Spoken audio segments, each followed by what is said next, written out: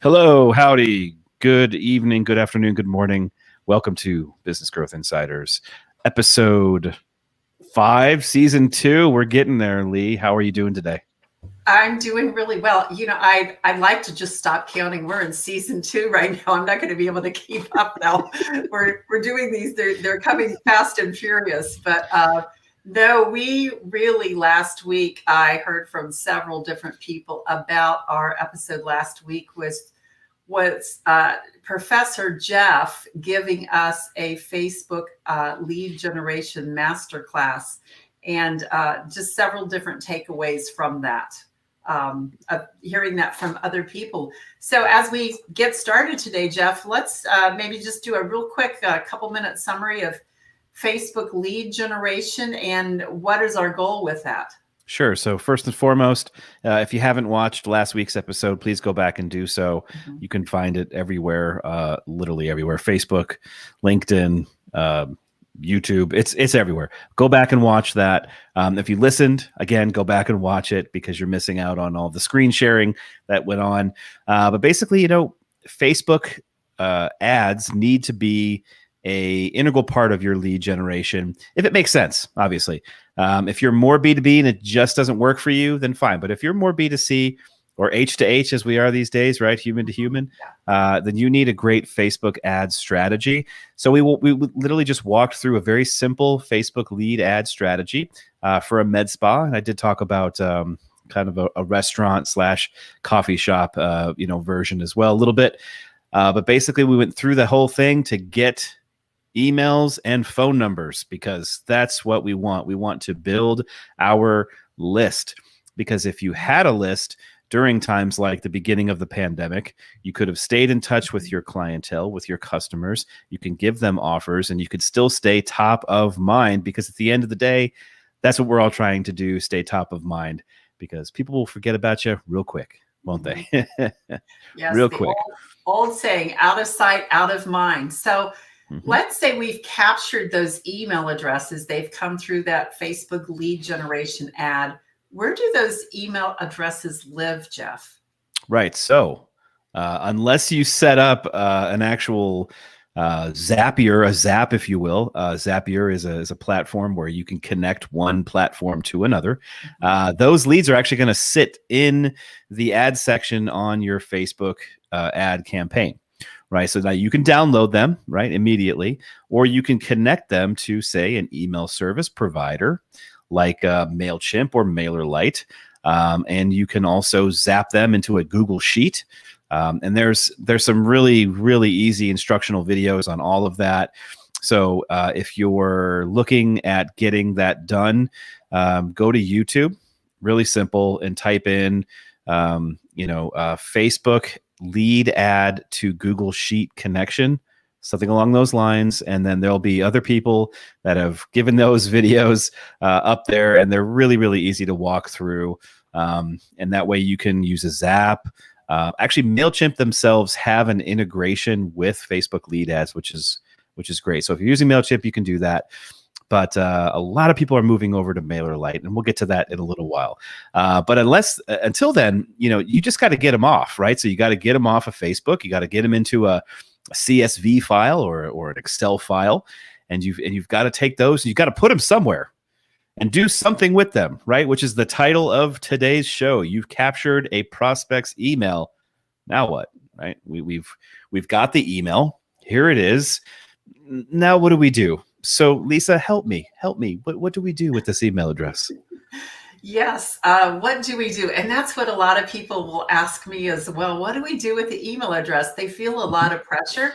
We don't readily part with our email addresses because we know what's going to happen. As soon as we give our email out, our mailbox email will fill up even more. So we want to make sure that it is content that we want to see. So typically people will give an email address. They will willingly part with an email address if they are getting something of value in the range of $15 to $20.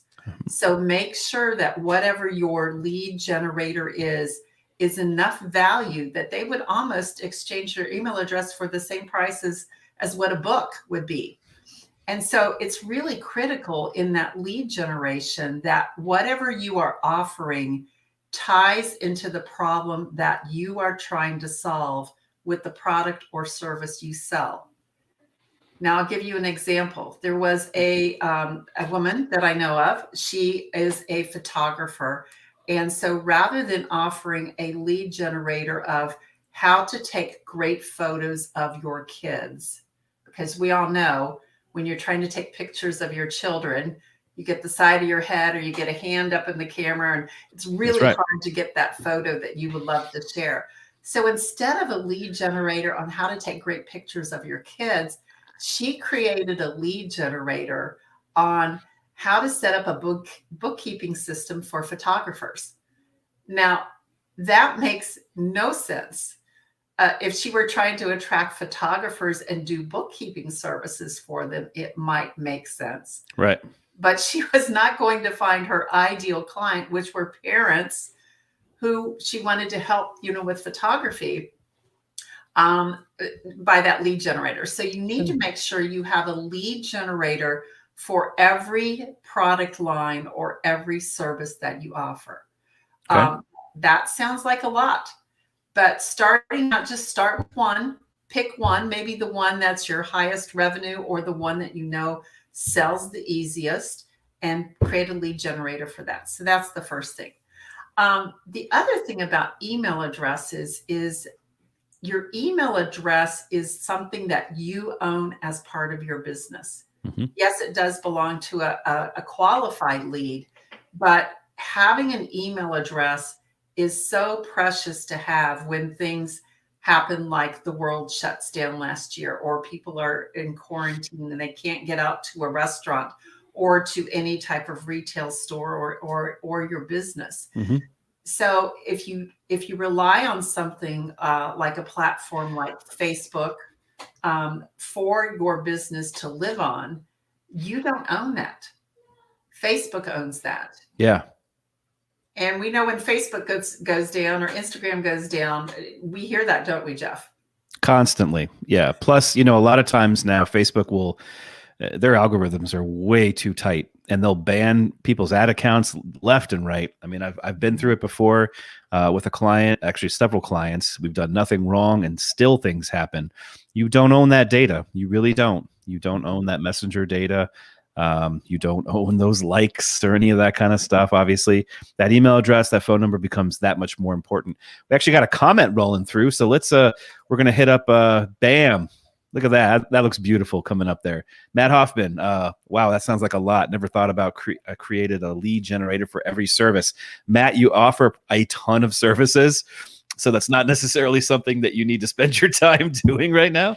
But yeah, I mean, Lisa's right. You've got to be able to create different lead generations because different services are for different people a lot of the times, right? So yeah, that makes perfect sense. But thanks for the comment, Matt. We appreciate you. Yes, certainly do. Certainly do. So they often say if you don't have an email list, you don't have a business, that you really are running a hobby. And that is a wake-up call to all of us that don't use our email list or we don't have one. So we're here today to encourage you to get those email addresses and then tell you what should you do once you have them. Mm-hmm. Now, people will say email marketing is dead. Mm-mm. No, it's absolutely not dead. If you look at your phone, think about an email when it comes through. Your phone is a very personal piece of equipment. It's in your hand. It's in your pocket. It may be under your pillow. So you are always looking at it. And so to have something that close to you and have your email pop up, even if they don't read it, they are seeing you. You are top of mind. And so having that email list is going to be really important for your business. So the first thing is when someone gives their email, they are expecting their the value that you're providing. So if it's a downloadable PDF, if it's a checklist, if it's an assessment, it may be a video. So they're expecting that. So the first email they should receive soon after submitting, if not immediately submitting their email address, is the download. And that email is just simply as much as thank you so much for requesting whatever the name of the PDF is or the lead generator is. We promise to never spam you. We will protect your email address. Thank you so much. And then you may have in your system, they may ask you to validate your email address or confirm it. It depends on the system you're in, but doing that will give you permission to send email to folks. So Jeff, what have you seen people do that maybe don't ask for email addresses? Have you seen anything where people are just adding people in at will to their email list? No, that's never happened before. Of course, people buy email lists all of the time. Think about politics, for instance. How many text messages and emails did you guys get over this past presidential election? Quite a few that were unwarranted, pretty much all of them. It is what it is. You just type in stop on the text message and it goes away, obviously. But I mean, yeah, you have to make sure that you're getting that email address, that phone number legally. Because if you don't, you could be violation of, canned spam acts and other things via text messaging that could, fine you up to $500 per text message that you send out. That gets pretty pricey pretty quickly. So you have to, make sure that you're getting them correctly, and that these are people that are already interested in what you have to offer. Right. And it's really better suited to have people on your email list that are interested because you are paying for your emails. Now, MailerLite, I know, is a free service up to, I think it's either 1,000 or 2,000 emails. Yep. And so if you think about that, if you were to go over their limit, you are paying for every email address. You're going to start being charged. So it's better to have a much smaller qualified list of people interested in what you offer or your content than to have thousands and thousands of emails of people who don't even care about you. Yeah. So that is one thing really important. Yeah, absolutely. And when people unsubscribe from your email list, please don't take it personally, number one. And number two, most of the time, that's because they have no interest in what you have to offer. People are, well, how many times should I email a week and this and that? And the answer is really, well, how much money do you want to make? Really? It's, yes, you can over email. If you email every single day, that can get a little much, unless it's a series of emails based off of some sort of value that you're providing. But, I don't subscribe to that at all. No pun intended. I do email as often as is necessary to get the job done. And if people unsubscribe, so be it. They unsubscribe. They were never going to buy from you anyways. You have to have that kind of mindset going into this. Yes, absolutely. Do not take it personally. I actually think it's a favor when they unsubscribe because one, I'm not paying for them. Two, I'm not talking to someone who is not a potential client for me. And so, there is someone else that they need to be working with and they need to follow. So I think that's a good thing. All right. Yeah. So you've got their email list. So here's what you do now, the type of content. So if you are in an active sales season, let's say you have a promotion going on and you want to sell them something. The next email you should send is what we call the problem solution email. So what you do in that email is you define the problem that you solve. You talk about the problem, and then you talk about the solution you provide. You might tell a story of somebody that had that problem and how you were able to come in and help them. Also, another conversation in emails is how long should the email be? The email needs to be as long as necessary, but as short as possible to get the point across. Absolutely. There is a famous copywriter, very well known, Ray Edwards. He's written a book called How to Write Copy That Sells, and we'll put that in the show notes for you. But he can write a very long email, and the way he writes, it's called direct response copywriting. You don't walk away from that email. It is so compelling. You want to read it all the way to the end. So if you do write a longer email, make sure it's great copy that you're using. And if you don't know how to write copy, hire a copywriter. They are worth their weight in gold. Absolutely. Without a doubt. Guys, this is gold stuff here. So take notes. Take notes. So you've got the problem solution email. All right. So the next one that you would write is the overcome an objection. So think about if someone were thinking of purchasing your service or your product, there's probably a nagging doubt in their mind of, maybe it's too expensive, or I'm not really sure it's going to work, or do I really need it now? So the overcome objection email is a chance for you to go ahead and answer that question, that nagging doubt in their mind, before they have a chance to get there and resolve and decide themselves. So that's the second email that you write. Question. Now, hold on, stop. Yes. Question. Because I have a question. Yes. Would this email also then would we consider putting a testimonial in this email? Even a link to a testimonial video, something to that along line, or is that the next stages? That actually is email number 3. You teed it up perfectly, Jeff. Yeah. So email number 3 is a testimonial. Yeah. We know there is no other more powerful method to get someone to convert into being a client than to hear from a past customer. And right. Jeff, you've worked with lots of testimonials. Yes. Lots of testimonials. Sometimes 30 seconds long, sometimes 60 seconds long. I've done kind of shows, if you will, using the same kind of format that we're using right here, with several clients that have gone, 4 minutes, roughly 5 minutes. But I'm leaning more towards those 30 to 60 second ones now, because they're short, they're quick, they get to the point. You say who you are, like if it's a B2B one, so it's like who you are, what you do for a living. And then you go right into like, well, we hired Beautify Digital, which is, my spa agency. We hired Beautify Digital to really help, fill up our calendars, our schedules, because we were really having a hard time doing so because we're new. And they were able to really help us do that. They're great guys. They really care about you. That's it. Literally that's it. Then we run that as a Facebook ad. And that stuff works so well. It really does. It works so well. And plus, here's a little trick for this.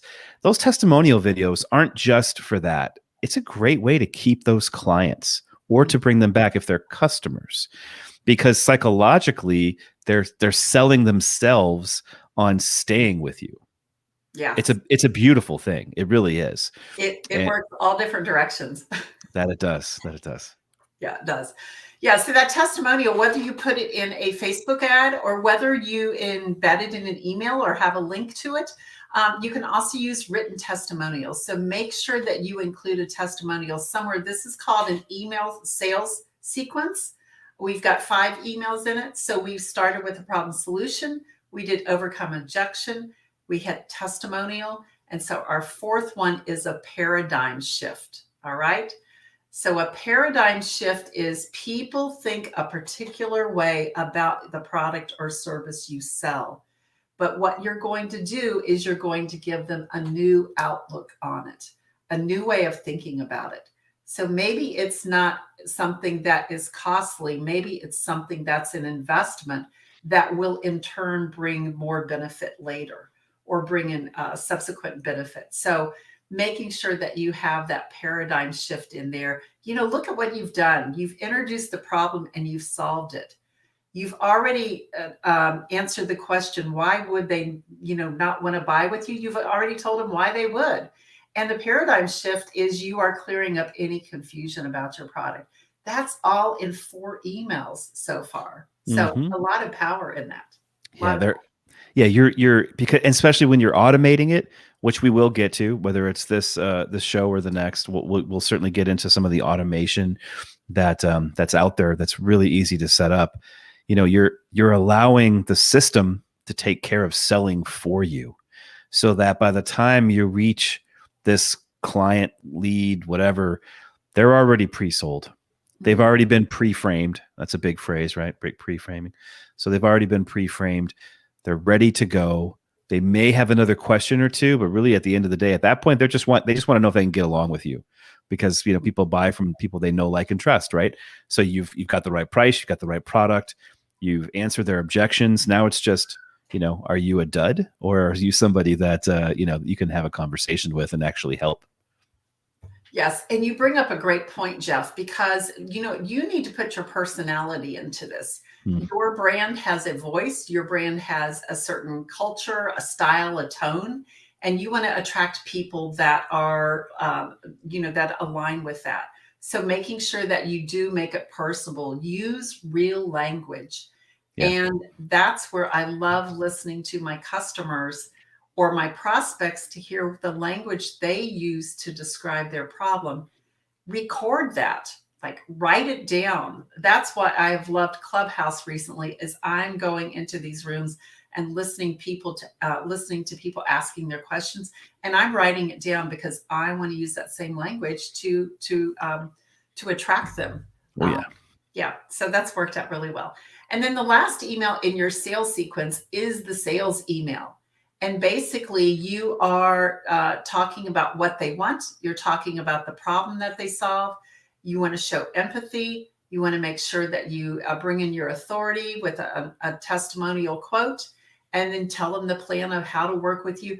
Just package that whole thing. Sales emails tend to be a little bit longer. And if you are hiring a copywriter, they are a little bit pricier, but they are worth every penny, because that is what gets them to the close if they're ready to buy. And that's the key piece, if they're ready to buy. That's correct. Now, Lisa, obviously the next question would be, well, what if they're not ready to buy? What is your suggestion there? Yes. So if they're not ready to buy, don't throw your hands away and say, oh, forget it, I'm never going to talk to them again. Mm-hmm. Email is a chance for you to build a relationship. They may not be ready to buy. One, it might be timing might not be right. It might be they don't have the money yet to do that. Maybe they're still trying to figure out if they trust you. So you have a prime opportunity to start building that relationship in what we call a nurture sequence. So if they end your sales sequence and they're not a customer yet, you pop them over into a nurture sequence. And that can be done in our email automation system based on how you tag them. And we'll talk about that in a future episode. But a nurture sequence is basically sending them an email. The suggestion on that is 1 time a week. All right. You can go a little bit more if you're offering them tons of value.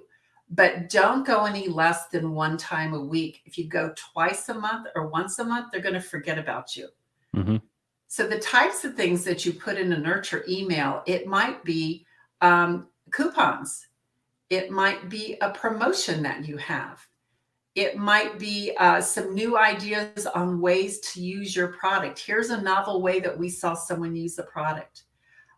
For me, so as a marketing consultant, I might celebrate one of my clients and feature the success that they've had. And underlying, it's telling, they used my product, they worked with me, but this is what they were able to do.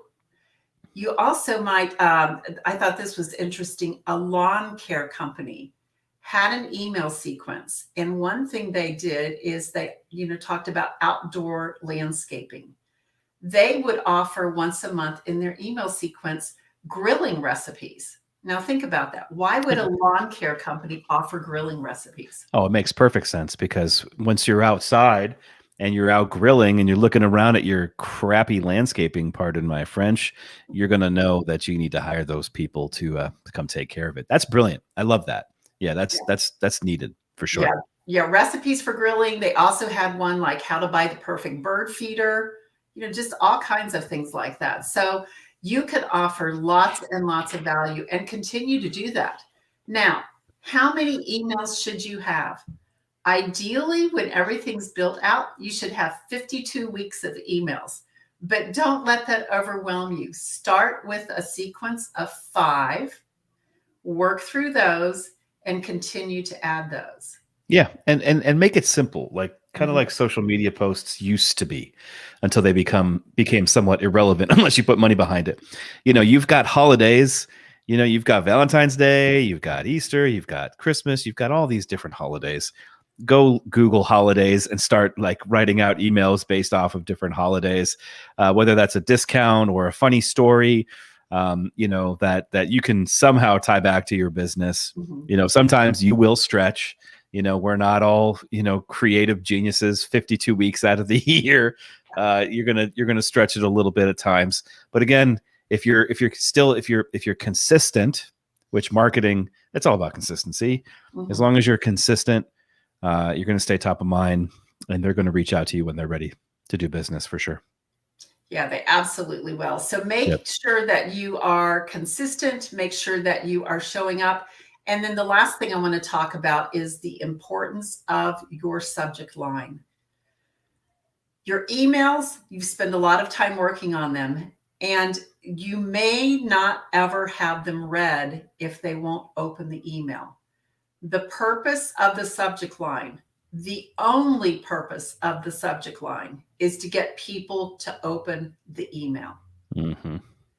The purpose of the first sentence of the email is to get people to read the second sentence of the email. And so on. That is correct. I'm not going to go that's the copy. That's the copywriting trick, right? That's all it is you want to get them to the next sentence. Yes.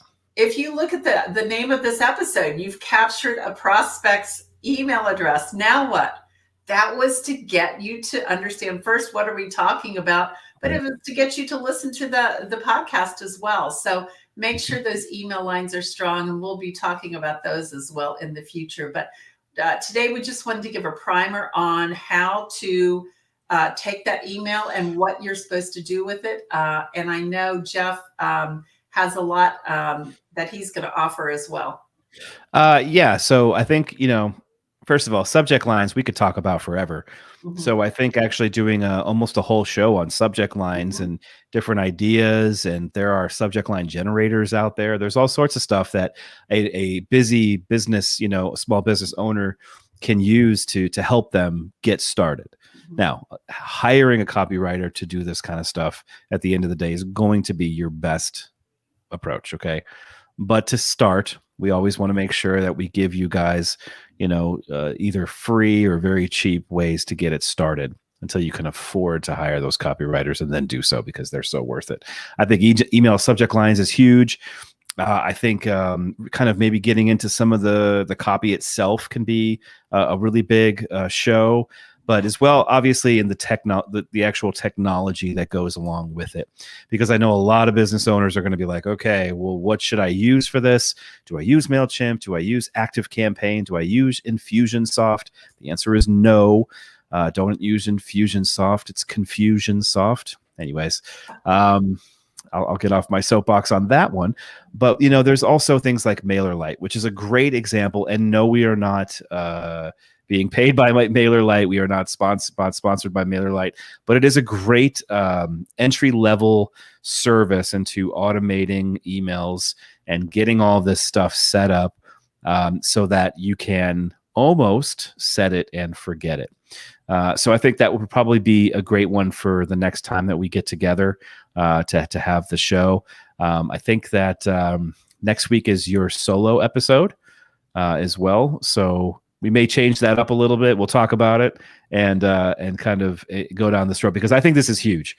I think this whole series of you've got an email address, now what, is huge, because it's not just getting the emails and writing the copy and all that stuff, but there are different strategies for different types of businesses.